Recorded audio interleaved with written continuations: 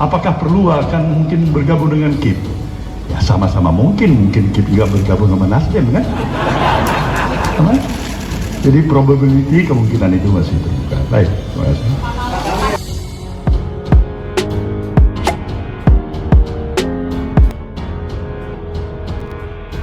Peluang lahirnya pasangan Anies Baswedan Ridwan Kamil untuk maju Pilpres 2024 bisa saja muncul setelah Ketua Umum Partai Nasdem Surya Paloh bertemu dengan Ketua Umum Partai Golkar Erlangga Hartarto, sebab menurutnya Ridwan Kamil adalah kader Partai Golkar.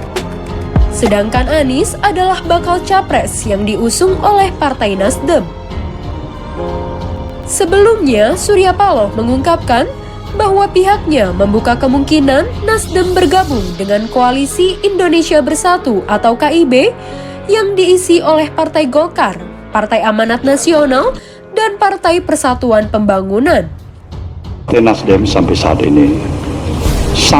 ini adalah masih bahagian yang tidak terlepaskan dari maju mundurnya. Nasdem amat berkepentingan dari seluruh apa yang telah dilakukan, dan menurut apa yang kami rasakan, bukan hanya keberhasilan bagi kedua partai ini, tapi keberhasilan bagi rakyat Indonesia.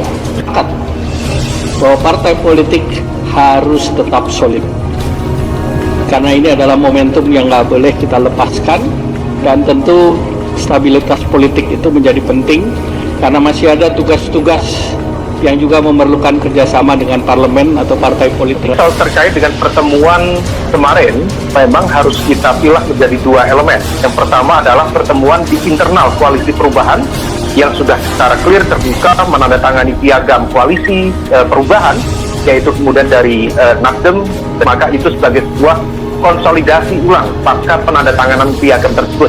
Sama ketika Pak Erlangga, ketum Partai Golkar hadir, kalau tidak salah dari P3 ada juga yang hadir, maka itu memang berpotensi bisa dibaca upaya untuk membangun komunikasi tingkat lanjut. Apa tidak ikut ke caleg kira-kira begini. Saya 10 tahun ya mengabdi sebagai eksekutif, 5 tahun wali kota, 5 tahun gubernur. Saya sudah mengizinkan istri saya untuk ikut di level legislatif.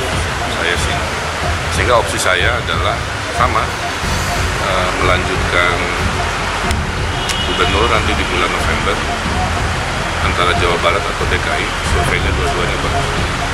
Restu partainya kemana Pak? Restu partainya kemana Pak? Oh belum, karena partai memutuskan setelah Februari. Ridwan Kamil masuk dalam peta penjaringan sosok potensial yang dinilai publik ideal menjadi cawapres menurut hasil survei Litbang Kompas periode Mei 2023. Tak main-main, namanya pun mendominasi tingkat keterpilihan publik untuk bakal cawapres selain Sandiaga Salahuddin Uno.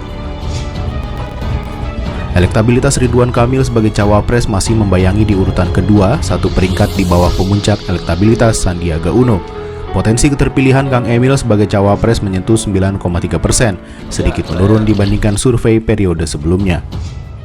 Kondisi ini tidak terlepas dari keberhasilan Ridwan Kamil dalam membangun komunikasi kepada elit politik, termasuk menjaga popularitasnya hingga dapat terkonversi menjadi dukungan publik.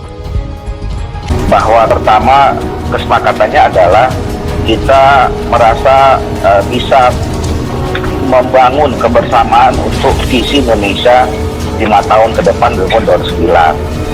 Kemudian yang kedua adalah bahwa kita menghargai kedaulatan dari masing-masing partai, termasuk di dalamnya adalah bagaimana di setiap partai politik ini juga bisa membangun komunikasi. Jadi ini pertemuan yang menurut saya masih dalam koridor kesepakatan itu, undang adanya penambahan partai politik yang lain untuk bergabung bersama koalisi. Nah itu yang disebut koalisi besar itu. Nah terkait dengan konteks ini, sebenarnya komunikasi yang dilakukan oleh Golkar dengan elemen-elemen di dalam koalisi perubahan sebenarnya juga memungkinkan hal itu terjadi, terutama ketika ada dua hal. Antara Golkar sama-sama sepakat bahwa itu akan menjadi anchor, menjadi jembatan bersama untuk menuju koalisi besar. Kita sedang melakukan penjajakan untuk menjembatani integrasi. Tapi ini sedang membangun dua poros yang semula dua poros menjadi satu poros. Biar dibimbing oleh masing-masing ketua umum. Partai Golkar akan mencoba untuk meningkatkan bargaining position setinggi mungkin untuk mendapatkan tiket menjadi bagian dari kontestan. Karena bagaimanapun juga di rezim elektoral, kalau kemudian partai politik meletakkan itu sebagai sebuah bagian dari kontestan, maka potensi kucil efeknya akan jauh lebih besar. Anies Baswedan didukung 6 parpol pertahanan. Refli Harun mengatakan menggetarkan dinding istana. Suara.com. Meski mayoritas partai politik pertahanan belum ada yang secara resmi deklarasi, kader-kader di daerahnya mulai berani menyatakan diri mendukung Anies Baswedan untuk menjadi calon presiden atau capres 2024. Pakar hukum tata negara Refli Harun melihat setidaknya saat ini Anies sudah mendapatkan dukungan dari 6 parpol pendukung pemerintah. Bukan dukungan secara resmi, namun dukungan itu datang dari kader-kader di daerah hal tersebut. Dilakukannya meskipun parpol mereka sudah menggembar-gembor ingin memajukan ketua umumnya untuk menjadikan capres. Kalau kita lihat dari 9 partai parlemen itu mendukung Anies Baswedan paling tidak 6 partai, yaitu Nasdem, PKS, Demokrat, dan KIP, Golkar, P3 PAN. Yang sebelumnya PDIP, Gerindra, PKB, kata Refli melansir warta ekonomi jaringan Suara.com. Ini fenomena menarik bagaimana Anies itu secara sosiologis didukung kader dari 6 partai politik for the time being. Sejauh ini tambah Refli. Melihat situasi tersebut, Refli menganggap saat ini kubu pemerintah sedang merasakan was-was.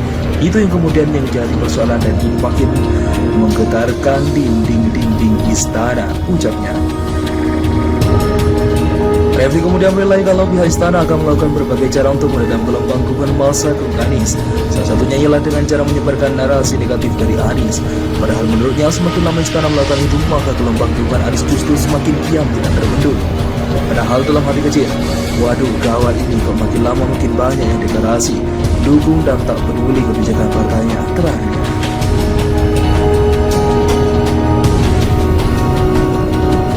Dan Partai Nasdem sampai saat ini adalah masih bahagian yang tidak terlepaskan dari maju mundurnya. Nasdem amat berkepentingan dari seluruh apa yang telah dilakukan, dan menurut apa yang kami rasakan, bukan hanya keberhasilan bagi kedua partai ini, tapi keberhasilan bagi rakyat Indonesia.